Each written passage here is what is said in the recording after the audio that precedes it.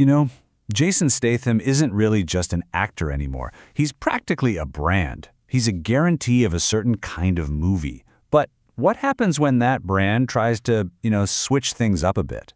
His latest film, Shelter, has created this fascinating divide, and it kind of forces us to ask what we really want from our action heroes. So, let's get into it. Okay, so here's our game plan. First, we'll lock down what exactly the Statham formula is. Then, we'll look at how Shelter fits into that and where it totally breaks the mold. That leads us to this huge disconnect between critics and audiences. From there, we'll dig into a little bit of the psychology behind the hero archetype to understand why we react the way we do. And that all builds to the big question: do we really want survival or do we want spectacle? And what does that mean for the future of action movies? All right, first up, the Statham formula. To really get what Shelter is doing, we have to understand the rules it's playing with first. And let's be honest, when you go to see a Jason Statham movie, you pretty much know what you're going to get. I mean, this quote from The Wrap just absolutely nails it, doesn't it? Statham isn't just an actor, he's become a verb. To Jason Statham, something means a very specific set of skills, a very specific attitude, and a predictable, but for millions of fans, a deeply, deeply satisfying outcome. And look, it's not just critics who are saying this. Go on any fan forum and his own fans will tell you the exact same thing. For them, the fact that it's predictable is a feature, not a bug. They want that retired, hyper-competent badass who gets reluctantly pulled back into the fray to, well, Jason Statham his way through a whole mess of bad guys. It's a formula that just plain works. So, that brings us to his new movie, Shelter. And on the surface, it seems to fit right into that formula we all know so well. I mean, check the boxes, right? You've got the guy with a violent past, hiding out in isolation. You've got that one incident that yanks him back into the action.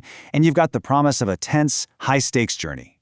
On paper, this is 100% classic Statham. So what did the professional critics think? Well, the numbers are a little confusing.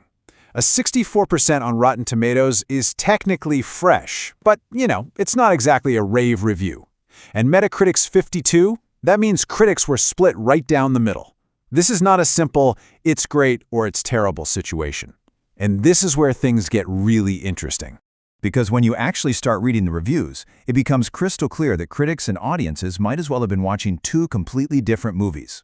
So on one hand, you have critics calling it a course correction, a thriller built around a person, not just a delivery system for explosions. The Washington Post even called it a more high-end and satisfying version of what he does.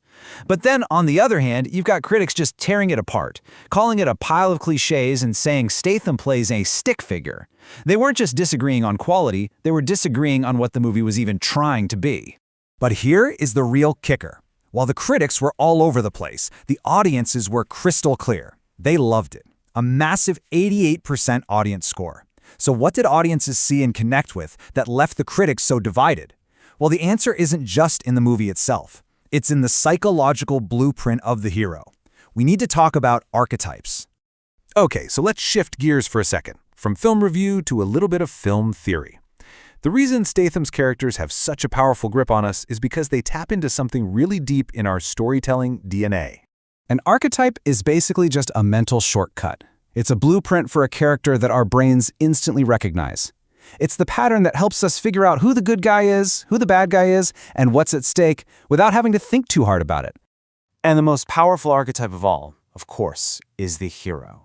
This is the character that Statham plays almost every single time. He is the force that brings order to chaos. He's the one who takes on impossible odds and makes sense of a world gone mad. This is the fundamental reason he's so appealing.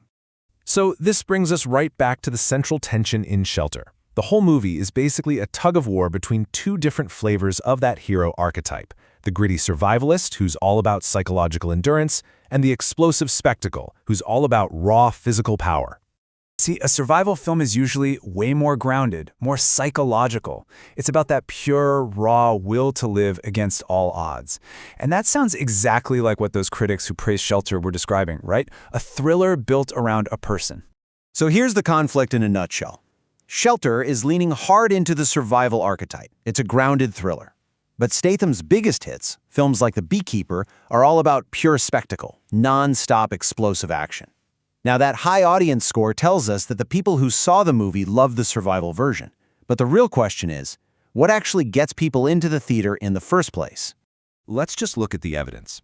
The Beekeeper, a pure 100% spectacle film, opened to a very healthy $16 million. Okay, that's our baseline. And it wasn't a one-off. A Working Man, another big spectacle movie, pulled in a very similar $15 million. So we have a pretty good idea of what the market expects and pays for from the Statham brand. And then there's Shelter, the movie with that fantastic 88% audience score. It opened to just $5.5 million. I mean, that's not just a small dip. That is less than a third of his usual box office haul. Oof. So what does this all mean? Not just for Jason Statham, but really for action movies as a whole. Well, here's the final takeaway, and it's fascinatingly contradictory. The data shows audiences say they enjoy a more character-driven, thoughtful Statham. That 88% score is proof. But the box office screams that they actually pay for the high-concept spectacle. It leads to a really tough conclusion. The market might not actually reward an established star for evolving. The old Statham formula is just too powerful, too bankable. And that leaves us with a question, not just for Hollywood, but for all of us sitting on the couch. What do we truly want from our heroes? Do we want a complex, believable person struggling to survive? Or do we want an unstoppable force of nature, a spectacle that we just can't look away from? The curious case of Shelter suggests we might say one thing, but our wallets tell a very, very different story.